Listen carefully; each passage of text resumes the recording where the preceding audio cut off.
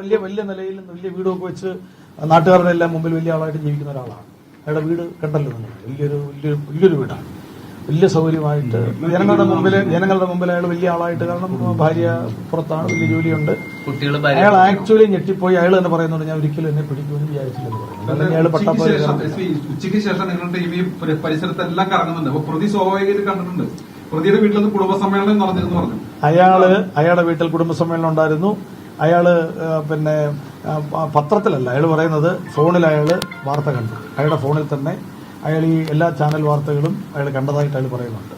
അപ്പം അപ്പോഴും അയാളുടെ ധാരണ അയാളെ പിടിക്കില്ല എന്നുള്ളതാണ് അയാളുടെ ഒരു വിശ്വാസം. അല്ലെങ്കിൽ അയാൾ നിൽക്കത്തില്ലല്ലോ. അയാൾ വളരെ പ്ലാൻ ചെയ്തതാണ്. പിടിക്കപ്പെടത്തില്ല, കാരണം ഐഡന്റിഫൈ ചെയ്യാനുള്ള ഒരു വഴി അയാൾ കൊടുത്തിട്ടില്ല. വണ്ടിക്ക് ഐഡന്റിഫിക്കേഷൻ കൊടുത്തിട്ടില്ല. സാധാരണ പിടിക്കുന്നത് വണ്ടി ഐഡന്റിഫിക്കേഷനും ആൾ ഐഡന്റിഫിക്കേഷനുമാണ്.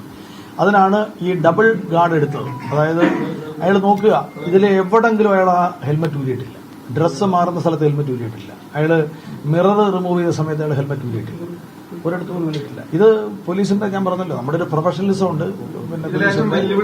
പിന്നെ ഇന്ന് പോലും സീനിയർ ഓഫീസർ DIG സാർ ഇന്ന് തൃശ്ശൂർ വന്നു. ഞങ്ങൾ എല്ലാവരും സീനിയർ ഓഫീസേഴ്സ് രാവിലെ ഉച്ചയ്ക്കും വൈകുന്നേരമൊക്കെ വിളിച്ചോണ്ടിരിക്കുകയായിരുന്നു തിരുവനന്തപുരത്ത്. ഞങ്ങൾ ഇന്ന് മാത്രമാണ് ഞങ്ങൾ ഇല്ലയോ നിങ്ങളെല്ലാം വിളിക്കുമ്പോഴൊക്കെ ഞങ്ങൾ കറക്റ്റ് ട്രാക്കാണ്. കാരണം ഞങ്ങൾക്ക് 100% ഉറപ്പുണ്ടായിരുന്നു പിടിക്കാൻ പറ്റുമോ. 100% ഉറപ്പുണ്ടായിരുന്നു. അത് കാരണം ഞങ്ങൾ ആ രീതിയിലുള്ള വർക്കാണ് ചെയ്തത്. പിന്നെ ഇതേ സമയം ഇന്നും ഞാൻ പോയി. ഞങ്ങളുടെ ടീം ബാങ്കിലുണ്ട്. അപ്പൊ ഞങ്ങള് എല്ലാ തരത്തിലും വർക്കും ചെയ്തു. കാരണം ബാങ്കിലും വരാൻ സാധ്യതയുള്ള സ്റ്റാഫ് ബാങ്കിൽ ഞങ്ങളുടെ കാൽക്കുലേഷൻ എല്ലാം കറക്റ്റാണ്. ഇയാൾ 3 ദിവസം മുമ്പ് ബാങ്കിൽ വന്നു. ഞങ്ങള് 3-4 ദിവസം മുമ്പ് ഇയാൾ ബാങ്കിൽ വന്നിട്ടുണ്ട് ഇതെല്ലാം കാണാൻ വേണ്ടി. ഒരു ATM കാർഡുമായിട്ട് ATM കാർഡിൽ വർക്ക് ചെയ്യാത്ത ATM കാർഡ് കൊണ്ടിട്ടിട്ട് അത് കേടാന്ന് പറഞ്ഞ് ഇയാൾ അകത്ത് കയറി. അപ്പൊ ഇതൊക്കെ ഞങ്ങളുടെ എക്സ്പയറി ആയ ATM കാർഡുമായിട്ട് അയാൾ വന്നിട്ട്, അപ്പൊ ഞങ്ങൾക്കറിയാം, കൃത്യമായിട്ട് ഞങ്ങൾക്കറിയാം ഇയാൾ ഉറപ്പായിട്ട് നേരത്തെ വന്നിട്ടുണ്ട്. ഞങ്ങൾ ആദ്യം ചെയ്തത് ആ ബാങ്കിലെ ലാസ്റ്റ് 15 ദിവസത്തെ അവരുടെ ഫുട്ടേജ് ഉണ്ട്, അവരുടെ CCTV ഫുട്ടേജ് ഞങ്ങൾ എടുത്ത് പരിശോധിച്ചു. അപ്പൊ അതൊക്കെ ഞങ്ങളുടെ ചില തുമ്പുകളാണ്. അത് ഞാൻ പറഞ്ഞല്ലോ, ചില കാര്യങ്ങൾ ഞങ്ങൾ ഇപ്പൊ പറയുന്നില്ല. ബാധ്യത ഒരുപാടുണ്ട്. അയാൾ പലത് പറയുന്നു, അതൊക്കെ ഇനി വെരിഫൈ ചെയ്യണം. അയാൾ കുടുംബമായിട്ടാണ് താമസിക്കുന്നത്. ഭാര്യ പുറത്താണ്, മക്കളൊക്കെ ഉണ്ട്. അല്ല, വഴിത്തിരിവ് ഞങ്ങള് അന്നന്ന് നിങ്ങൾ നോക്കൂ. ഇന്ന് രാവിലെ ഞങ്ങൾ വീഡിയോ കോൺഫറൻസ് നടത്തി.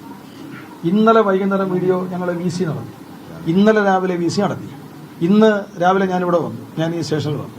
ഞങ്ങളുടെ സീനിയർ ഓഫീസേഴ്സ് എല്ലാം തന്നെ ഓരോ ദിവസവും ഇങ്ങനെ വിളിച്ച് എന്റെ പ്രോഗ്രസ്, എല്ലാ സപ്പോർട്ടും എന്ന് പറഞ്ഞാൽ ഈ ഒരു ടവർ അല്ലെങ്കിൽ കോൾ ഡീറ്റെയിൽസ് എന്നൊക്കെ പറയുന്നതൊന്നും അങ്ങനെ വെറുതെ എടുക്കാൻ പറ്റത്തില്ല. തിരുവനന്തപുരത്ത് സംസ്ഥാന പോലീസ് മേധാവി ഓർഡർ തന്നാൽ മാത്രമേ നമുക്കൊരു ഇതൊരു കൂട്ടായ വർക്കാണ്. പോലീസുകാരുടെ ഒരു ഹാർഡ് വർക്കാണ്. എനിക്ക് പറയുന്നത് 2 മണിക്ക് ശേഷം നിങ്ങൾ ഇയാളുടെ വീട്ടിലേക്ക് റൂറൽ എസ് പി നേരിട്ട് ചെല്ലുകയാണ്. പിന്നെ ഇപ്പോഴാണല്ലോ ചെന്നൈ ക്യൂരിയോസിറ്റിയാണ്. ഞങ്ങള് ഇങ്ങനെ അരിച്ചരിച്ച് നമ്മള് കോമ്പിംഗ് എന്ന് പറയുമല്ലോ. നിങ്ങൾ നോക്കുക, കോമ്പിംഗ് എന്ന് പറയുന്നത് അക്ഷരാർത്ഥത്തിൽ ഇതൊരു കോമ്പിംഗ് ആയിരുന്നു. ഞങ്ങൾ നോക്കുക, നേരെ ഇയാളെടുത്ത് ചെല്ലുന്ന ഒരാളല്ല, 2 പേരല്ല, വലിയൊരു ടീമായിട്ട് ഞങ്ങൾ വളയുക. കാരണം ഒരു കാരണവശാലും ഒരാൾ പെട്ടെന്ന് ഓടിപ്പോയി കഴിഞ്ഞാൽ ഞങ്ങൾ എന്ത് ചെയ്യും. അപ്പൊ ഞങ്ങൾ നല്ലതുപോലെ പ്ലാൻഡായിരുന്നു, വെൽ പ്ലാൻഡായിരുന്നു.